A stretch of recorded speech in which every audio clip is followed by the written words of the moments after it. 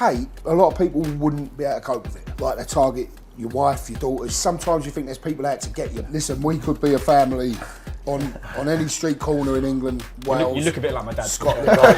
He's a good-looking bloke. There's one rule in Chinese, right? There are no rules, just fucking tuck in. Can you teach us how to do the perfect bosh? It's got to be like we're in the Blue Orchid. Bash! B-A-R-S-H. If you spelt it, it'd be B-A-A-R-S-H. Bash! Thanks very much. Oh dear, I'm full. We're here with Big John and Johnny the Romford Bull Fisher, and we're going to have a big fuck off Chinese. Bash. Well, first things first, can you order the Chinese for us, please? Yeah. Daniel, are you ready, sir? Man first. Big fan, just Daniel. Now, is everyone eating? Just us. Right, can we have mixed hors d'oeuvres? Do it for 4 people. Do it for 4. We'll have a special fried rice. Special fried rice. Boiled rice. Boiled rice. We have a Singapore rice noodle. Singapore rice noodle. A shredded chicken chow mein. Shredded chicken chow mein. Barbecue ribs. Shredded chili beef. Shredded chili beef. Chicken balls. Sweet and sour chicken Hong Kong style. Anything else you Beef want? Cantonese style. Beef Cantonese style. Ain't got no fish. I've got some steak. Have a bit of skate, please, with a bit of that soy. Soy sauce. Yeah, lovely. No problem. Thank you. And chips and curry sauce. Chips and a curry sauce. Yeah. Some salt and chili prawns. Yeah, go on. Yep. See. Go on then. Oh, go on then. Thank you very much, Daniel. Cheers, But mate. Daniel, calm down, mate. No, you've got to calm down. I'm not calm. A little compact one there. Yeah? Yeah. That sounds pretty compact. We might as well start with the AJ fight. Did you spar with Dubois at Pug? Yeah, I sparred him a few times at Pug. I sparred him before that when he was at our gym with Mark and Jimmy Tibbs. He was training there for a few weeks. Yeah. And sparred him lots and lots of times, and the power was real. His jab itself is like a backhand hitting you. It's more powerful than some heavyweights I've sparred. Yeah. It's backhands. And watching your style of boxing, you like to set up the overhand right. Yeah. And you're really good at finishing. Yeah. In a way, it's quite similar to AJ. Does he get you in for those kind of sparring on purpose? Because you guys are quite similar in terms of how you fight, but do you see yourself similar to AJ with the power right-hand shots? Listen, I'm not going to sit here and compare myself and say I'm on Anthony Joshua's level at all. Not at all. But one thing I do have is, if I can smell blood and I think someone's hurt, I've got that ability to hone in. Yeah. You've got to be educated when you do that, and as you go up the levels, you've got to be smart with how you do go around finishing people. And I think my last fight with Babic, I showed that I'm throwing shots in a more compact way, more tight, rather than looping them in. You've got to throw the overhand rights, there's a time and a place for it, but the straight shots and the short uppercuts and right hands are important as well. Because if I didn't throw them short and accurately, I wouldn't have landed 7 or 8 shots in a row. Yeah, I was going to say I actually look a bit like Babic. You do. I thought it was Babic in here. I was going to say, don't fucking... No, you'll be all right. Enough talking. Go on, lads. Enjoy it. So, why Chinese? Why not? What is it about Chinese that makes it the perfect takeaway, makes it your perfect kind of like meal? Something for everyone. Yeah. Vegetarians, meat eaters, fish eaters. Everyone can enjoy something. And you don't have to Chinese. just choose one thing. No. Like, you know, you go into a normal restaurant, you have to have a certain meal. With this, you can just dip in and out of what you want. And the double dip is the best part. When you have the first lot and then you go back for the second lot 2 hours later, watch your match of the day. It's just that feeling on a Friday or Saturday night. Sit down as a family, have your Chinese, end of the week. Sense of accomplishment and a little treat. And I think a lot of people resonate with that. That's why it's sort of grown. And the only problem now is we're getting Chinese 5 times a week. The only problem now is when people want to do a podcast or anything, they have to have it in here. And I'm supposed to be on a diet. It's not a problem. And I can't turn it down once it's in front of me. We were talking earlier about Tom Skinner, and obviously you guys have got a similar kind of, I guess, similar audience, similar kind of style, where you're just like very relatable, very down to earth guys. Like, do you ever feel like a kind of sense of competition with him, or do you ever? How's your relationship with him? The minute I've got to be in competition with Tom Skinner, you might as well kill me. No, he's all right. Tom's our good mate. We know him. Right. We've known him from the area. He's not me. I'm not him. You know what I mean? But he's a good bloke. We've known him for years. But I'm a different kettle of fish. He says bash. He don't say bosh. He didn't even. Was only saying it out of just saying it on a whim. And then the next video you done, it just said, "Why are you not saying bash?" I had literally hundreds of thousands of messages. What about Bosh? Yeah, because people like the way I said it, and then introduced the different variations of countries, and we spread it worldwide. Yeah. It's nuts. Do you know what I mean? It's nuts. But I think it's more the association of what, like Chinese and the family stuff. It's not so much the word. The word's just the word. Yeah. Like we can. But it is a good catchphrase. It's a catchphrase, but you can take it or leave it. And I think it's just the way it's they a good say catchphrase, bash. but a lot of people say Bosh. Yeah. Like loads of people. It's been like It has been a word for. Alan decades, Pace used to say. I used to see him as a kid. Alan Pace. Lenny McLean used to say it. Yeah. Crazy Ginger Cabby, our good mate, says it. Obviously, Tom Skinner said it on The Apprentice. A lot of people say it. Josh James uses it, but I think a lot of people like how I say it. Yeah. It's like a lot of people make different cars, but there's a car that stands out. You know. Can you teach us how to do the perfect bosh? It's just got to be feeling. Just got to be like we're in the Blue Orchid. Bash.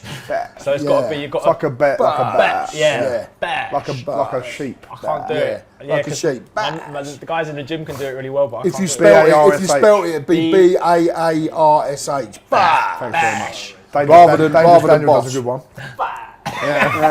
You become like a big voice now, become a big personality, I guess, in Britain, whether you kind of noticed it, whether you've kind of done that intentionally or not. Why is it that you think people enjoy your content so much? I got like a little bit of a theory that it's because you're so relatable, as you mentioned, the family element, and because you're kind of almost like, it's like hanging out with my uncle or my dad. Listen, we could be a family on any street corner in England, Wales. You look a bit like my dad. Scotland.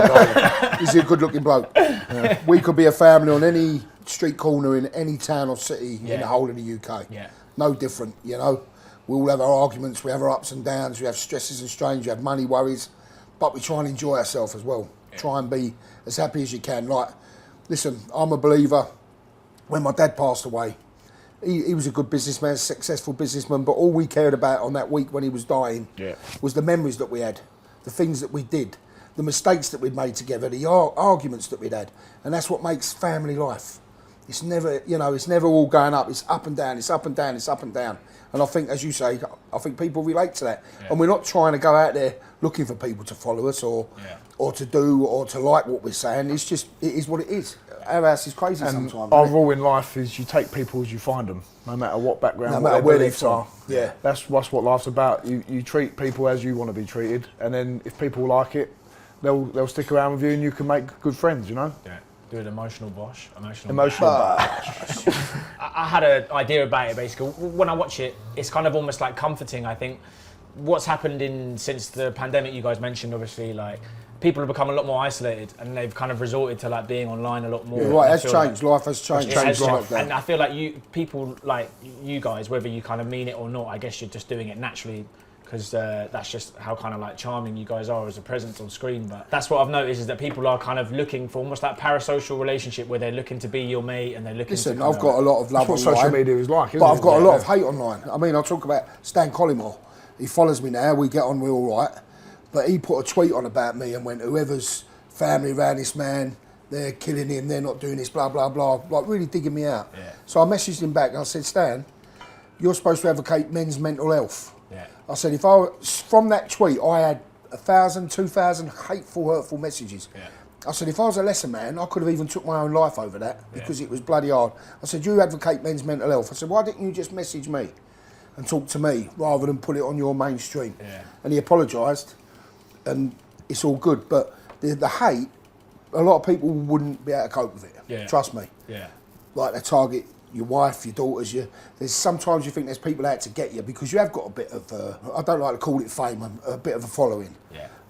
So people don't see that side of it. There's a lot of people out there trying to see you fall flat on your face. Yeah. What do you guys think about social media in general? It's because a great it sounds tool. like you've got a love-hate relationship. Well, listen, I'm earning a bit of a living off social media now. Yeah. You know what I mean? So I can't slag it off, but it's pros and cons. Yeah. It's a double-edged sword. Yeah. You know, but then I'm out here eating Chinese with you guys and eating Chinese, so someone wants to call me a fat bastard, call me a fat bastard. That's what I mean. Do you know what I mean? Part of you has to accept that you're in the public eye and you're going to get... But I have a go back sometimes because there's a lot of people out there that get abuse that haven't got a voice. Yeah. So I just have a little go back. I've been fit. I've been as fit as him. Yeah. Do you know what I mean in my life? Now I'm 50, I'm quite overweight. But it don't mean it gives people the right to... I was watching on some of the stuff you put out and actually what I thought was really interesting about the riots, I don't want to get too political, but I think you just released a quite short video just saying everyone stay indoors, have a Chinese. Listen, a lot of the people that was going out, I probably agreed with what they've got a grievance with. Yeah. And you talk about Tom Skinner, he was on there going, we can't put up this, we can't put up that, fueling a lot of hatred and a lot of, you know, they was going out and it ended up in riots with people's businesses being burnt out and cars being innocent people destroying your own community. There's no point in that. Yeah. There's no point in doing that. And I haven't got a problem with people having grievances with what they don't believe in, but I'm against rioting. It's wrong. And, you know, and destroying your own community. What's the point in that? It's You can understand people people of all different views, they get But I upset, agree with they that. get But what I angry. don't agree with, You we don't just go had a and fight general on election. things. That's when you voice your opinion, your agreements, and only 30% of people turned out and voted. Yeah. Get people voting. That's how you sort out your problems in this country, with democratic country, not by going out and torching cars. And you see torching this, and buildings. it's sad when you see the stories of people like this carer who's caring for people. His car got blown up. You end up affecting innocent people who don't need to be dragged into it. No. But as soon as you go out and write, you lose the argument. In my book, You don't turn to violence. you don't turn to violence. You lose the argument in in a civilised country. Doesn't need to turn to violence. No. Here we go. Forget the talking. It's our chicken. Chicken chow, mate. Nice one. Right, there's one rule in Chinese, right? There are no rules, just fucking tuck in. That's boiled rice, but we've got special fried rice, that's a lot better. Nice one. Oh shit. They're Is the that best, salt they're and the pepper? best crumpo This is prawns in the cunt world. Yeah, I'll push it round to you. They're amazing. Oh yeah. I'm going to take one prawn, and that's my treat. This Lazy Susan's too far away. No, it's lovely. Yeah, this is well nice. Look at these ribs, look, I'm going to take a picture of all this. Oh my God, Daniel. I saw them. That's what I was looking They for. just fall off the bone. I don't know how The ribs Daniel are cooks them. unbelievable. Look at that, sizzling beef. Delicious. No one's ever come here and thought this is a bad Chinese, is it? Nah, this is well good. I think I got fooled by the hors d'oeuvres to think that we weren't going to have that much. there's more. This is fucking loads. Someone said on Instagram once, you do know you're eating a westernised version of Chinese, so I just commented back, oh sorry Keith, thanks very much for telling us that. I didn't know it was in a western country. No. It is. Oh my God.